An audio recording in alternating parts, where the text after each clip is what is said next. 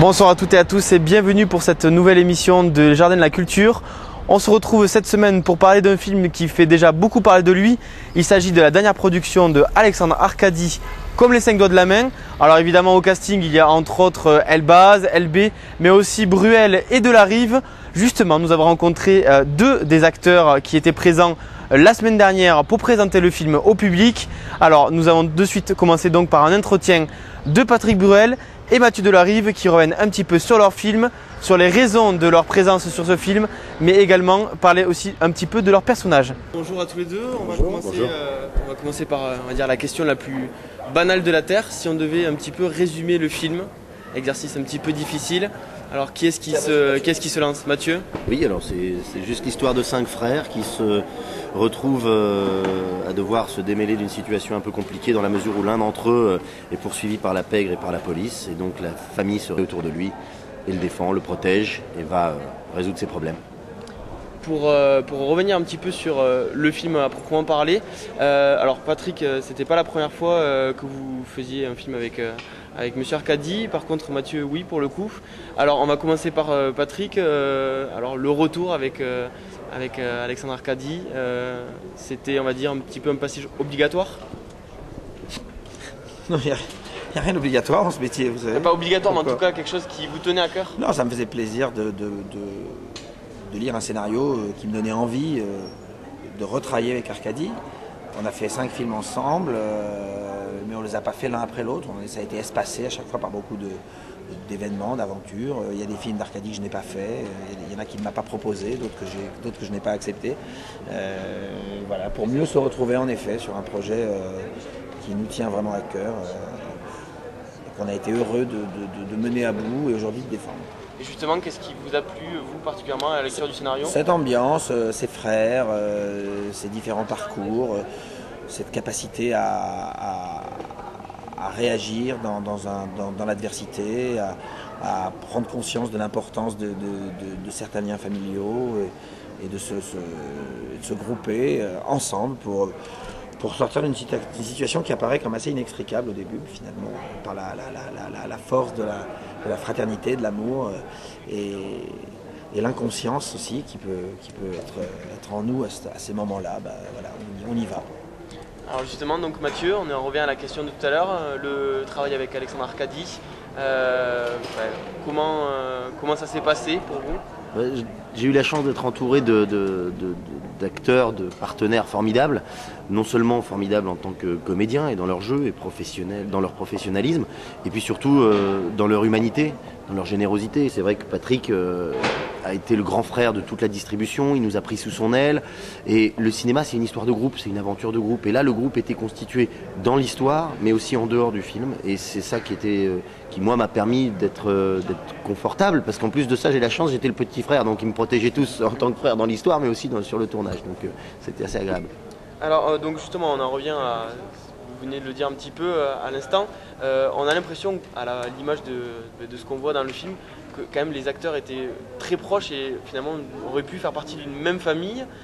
C'est vraiment quelque chose que vous avez ressenti sur le tournage? Ça a été facile de s'imaginer en tant que frère? Oui, ça s'est fait assez facilement. On s'est très très bien entendu, mais on aurait pu moins bien s'entendre et jouer la situation, on est acteurs.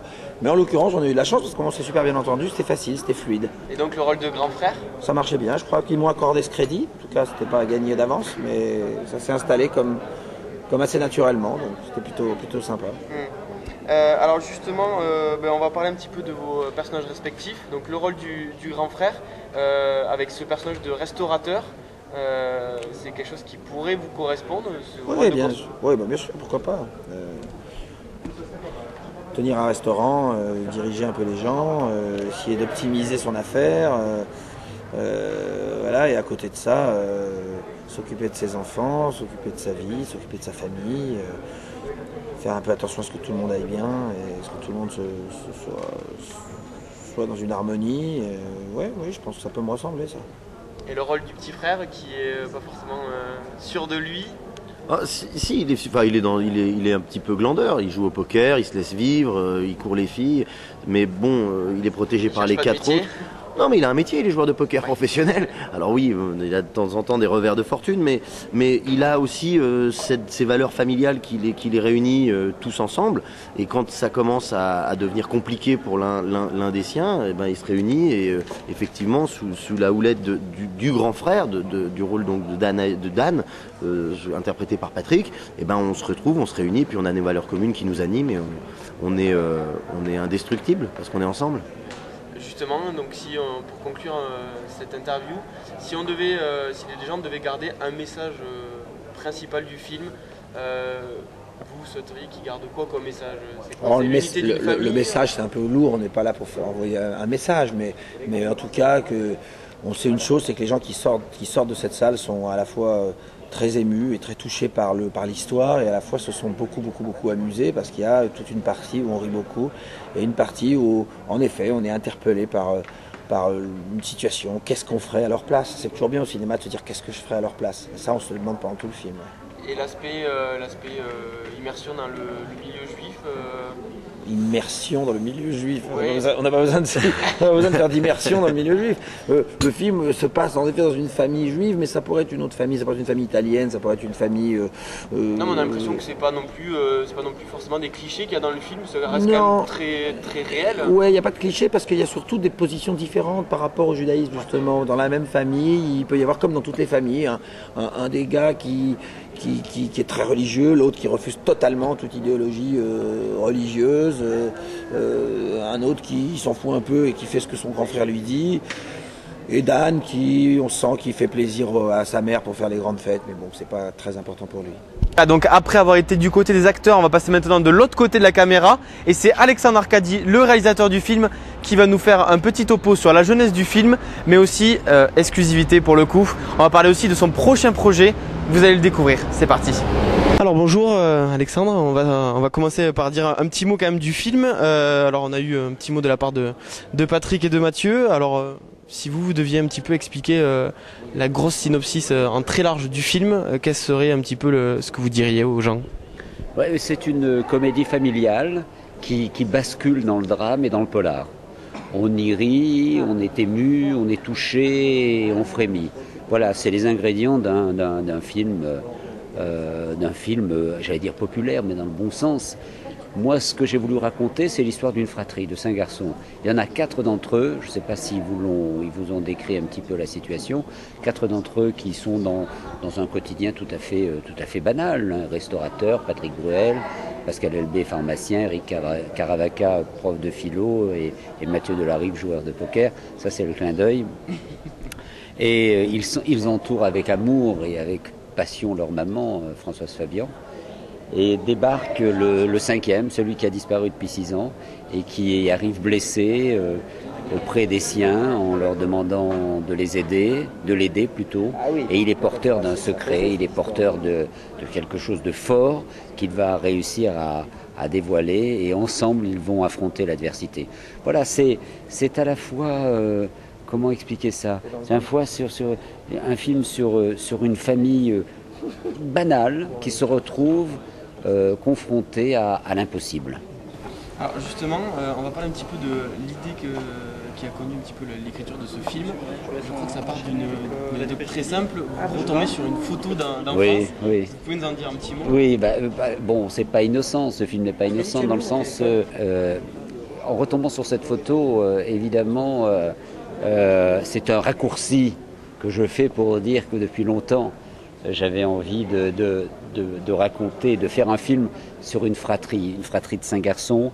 Je suis donc issu d'une même fratrie, l'aîné de cette famille, et l'homme que je suis est forgé d'à la fois des souvenirs, des coups de gueule, des plaisirs, des cicatrices et des bonheurs que nous avons eus ensemble. Et j'avais envie de décrire les adultes que ces enfants sont devenus, et comment expliquer qu'ils n'ont pas perdu, qu'ils ont gardé intact le souvenir du paradis de l'enfance. Voilà, ça c'était le but du scénario. Mais ça suffit pas à faire un film, il faut raconter une histoire. Et comme j'avais envie de renouer avec le polar, un petit peu entre Le Grand Pardon et L'Union Sacrée, teinté de Rocco et ses frères, parce que je trouve que ce film, il est assez étonnant. J'y ai inscrit une histoire de famille, avec ses secrets, avec ses passions, avec ses déchirures, et ses antagonismes entre l'aîné et le cadet. Et à cela se rajoute un fait divers, qui a un peu été un déclencheur. Il y a environ 2 ans, 1 an et demi, 2 ans, à Paris, 2 jeunes garçons se sont fait agresser dans le 19e arrondissement par une bande de voyous à coups de pierre, balles à grenaille, etc. Et au lieu de quitter le champ, de partir, de se sauver, ils étaient en nombre supérieur, ils n'ont pas baissé la tête, ils ont traversé le boulevard et ils ont été se défendre. Et je me suis demandé qu'est-ce qui a pu se passer dans la tête de ces 2 garçons qui n'étaient pas faits pour donner le coup de poing, qui n'étaient pas faits pour affronter des voyous. Qu'est-ce qui a fait, quel est le moteur intérieur qui les a poussés à aller jusque-là? Eh bien, un petit peu, ça a été la clé dans la serrure. C'est-à-dire, ça m'a permis de pénétrer l'histoire et de donner à ces frères Ayoun l'intensité, la vigueur, la volonté de ne pas baisser la tête et d'affronter l'adversité. Justement, vous parlez des quelques petites ressemblances qu'il pourrait y avoir avec la réalité, avec votre vie.